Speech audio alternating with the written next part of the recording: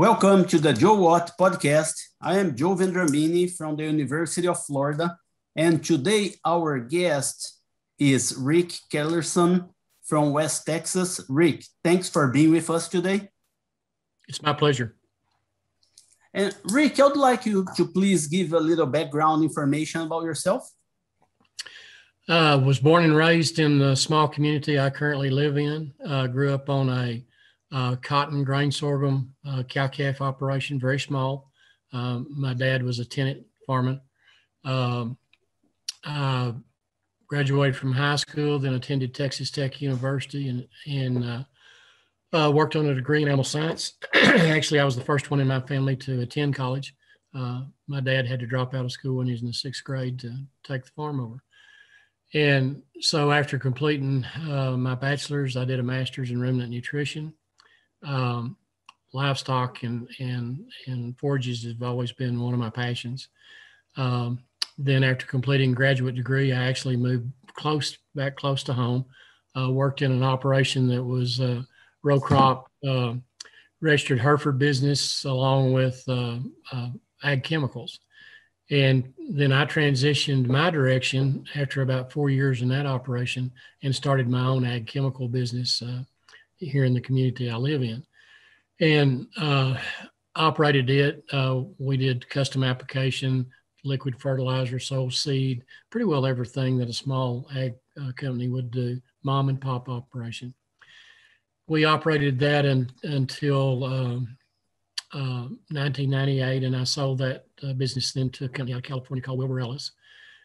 Stayed on as branch manager at that location until 2005 when I was offered a position with Texas Tech to be a project director for an irrigation demonstration project. And basically, water in our area is our primary limiting factor. So it was something that I had grown up with and had watched the evolution and decline of our aquifer and was very concerned and interested in trying to help any way I could. So from 2005 to currently, I've been project director for that project, and it's currently still going on. So my background has been both row crop production, cow-calf, a little experience in the horse business, but just grounded in West Texas agriculture, I guess.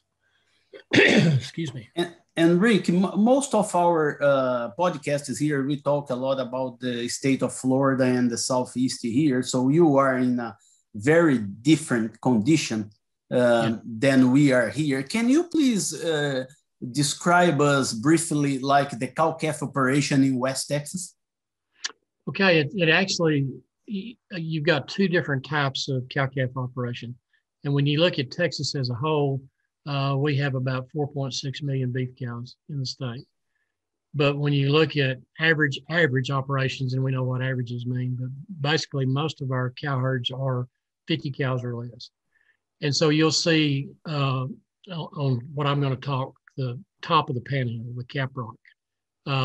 In our row crop area, not every farm, but most farms have some acres that are less productive and more marginal that lend themselves more to livestock production than to row crop farming. And we're seeing more than that all the time. And so you'll see small cow-calf operations there. When you drop off the Cap Rock, which is a drop in places almost 1,000 foot, then you get into what I call rolling traditional ranch country. It's not conducive to row crop farming. And so then your operations are larger. All of them are rain fed. There's no irrigation associated with those type of ranches, or if so, very, very little. Whereas up on top of the Cap Rock, sometimes you'll see small blocks of improved grass, different types, where irrigation is used maybe part of the year, and also an opportunity to plant annual cool season crops that can be grazed like wheat or triticale or rye.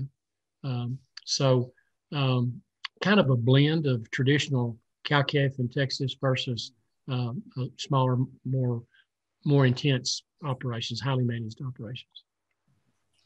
And Rick, if you had to rank probably the most challenging factors that are currently the cow-calf industry in West Texas are facing right now, what would you think they would be? In the Panhandle area, to sum it up in one word, water. We're in an area that on the average gets 18 inches of rainfall a year. We are fortunate in that about 10 to 11 inches of that rainfall comes from the 1st of April to the 1st of September. So it comes at a time of the year that's conducive to growing grass. Then, of course, then we have to go to wheat or other crops in the summertime. But I'd say in our area, water is the primary thing. When we get into what I would classify as the more traditional type of ranch country, cow-calf country, Central Texas, South Texas, that land has become, the value has become so high for recreational purposes, you just basically can't afford to buy a piece of property with the thought that you're going to be able to pay for it with production agriculture. So you have a lot of high fence deer hunting scenarios, and those operations still run cattle. Some of them do, some of them don't. The ones that do, though, the cattle are not at the forefront from an income standpoint. It's the recreational purpose. So in our region here, even though our land values in the last 20 years have more than doubled, there is still the potential to pay for that land with agriculture production, whether it be row crop or cattle. And Rick, do you think that because you are talking about places that you need to have irrigation and so on and so forth, you may need to have a little more intensive system other than when you have rangelands, as you mentioned, that then will be the most traditional. So do you think that those land will, and also because of the location that you are really close to a lot of the feedlots there. Yes. It makes more sense. And do you think some of the producers are really focusing more on the stocker side of the production instead of, having a cow-calf pair and wait all that year, so on and so forth? Right. Actually, and I may be incorrect in this assumption, but based on 25 years ago, the number of stocker cattle in the region has actually decreased. The reason being this region, especially the rain-fed areas, and as we were developing a rotation between cotton and other crops, it would usually be wheat. And so we would have a lot of winter grazing for stocker cattle. But now I'm seeing some of the larger feedlots look at maybe owning some of their own land or taking the land that they do own and transition it away from row crops into both perennial grasses and annuals to be able to take advantage of buying opportunities on stocker cattle, being able, especially today with grain prices as high as they are, cost of gain so expensive, we need to get as many pounds on those cattle from a forage standpoint and not necessarily from a concentrate standpoint. So it's like, again, this is just my opinion, it's like a lot of other things we see in various businesses, is we're seeing a consolidation and a vertical integration where not necessarily these guys are in the cow business, but they're taking those 5-weight calves and taking them all the way through instead of buying them as 750 weights off of wheat and putting them in the yard.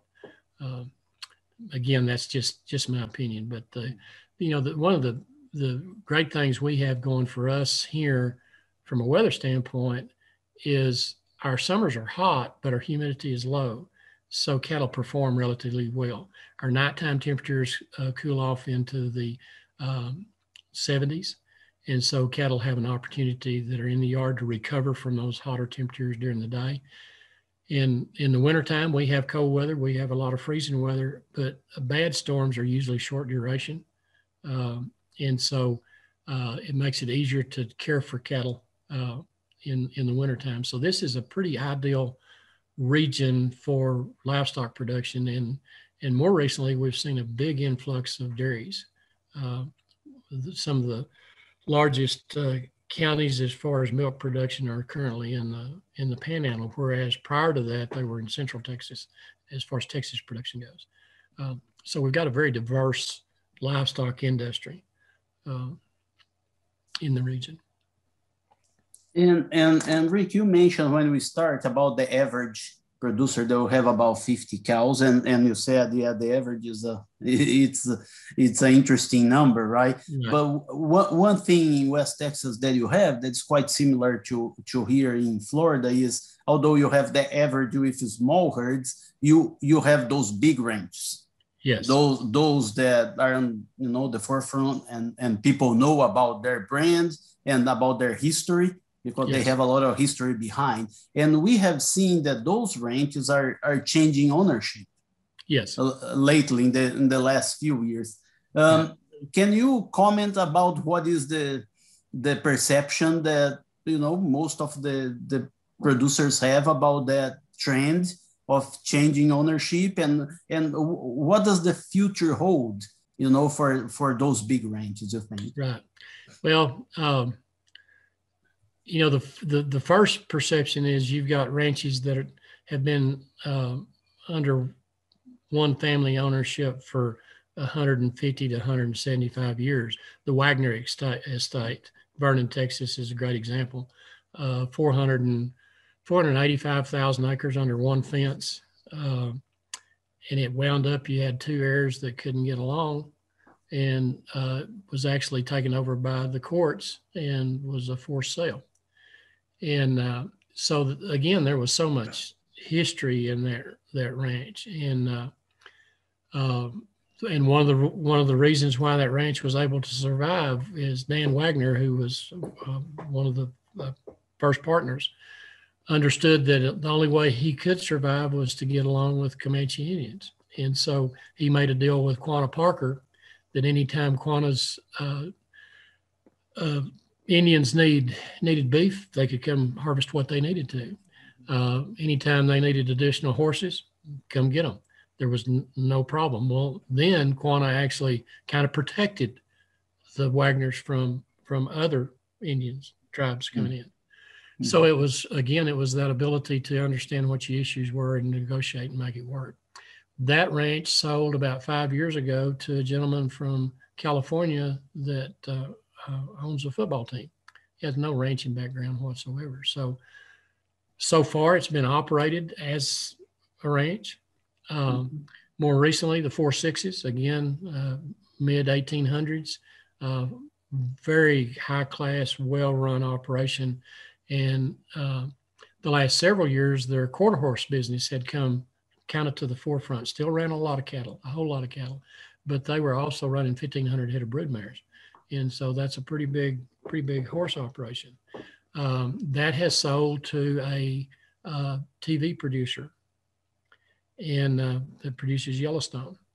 Mm-hmm. And so, what I'm concerned about personally is where they don't have the history and the tradition, and that does not have any meaning for them, is if they get disgruntled with cash flow or weather or whatever it might be, are we going to be able to hold those ranches together?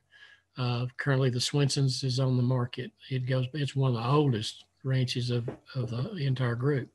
The Matador Ranch, 125,000 acres in Motley County, 10,000 acres in western Kansas, owned by Koch brothers. And we've seen them in and out of the cow business in my lifetime in various situations. So, you just hate to see that type of history, and what Texans identify themselves with is those large ranches with so much history. So. Mm-hmm.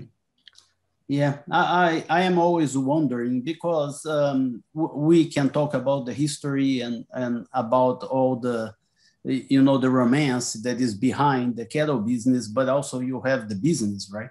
And yes. And I am always thinking about if those start going away, and we eventually have a decrease in the herd, because they will not be interested, because the profitability is not there. I am always wondering if that decrease in the amount of animals that you have, and also in offering calves and decreasing the capacity of the feedlots, because we will not have enough calves. you know, and then there will be a ball that will keep rolling, and then we'll get to the point that the supply will be very limited. Right. And then price of beef will go to the roof. That's not very good for us, for anybody. You know? No, it's not. No, we need stability in the industry from start to finish, and that's something that I see is really starting to be lacking, regardless of what business you're in.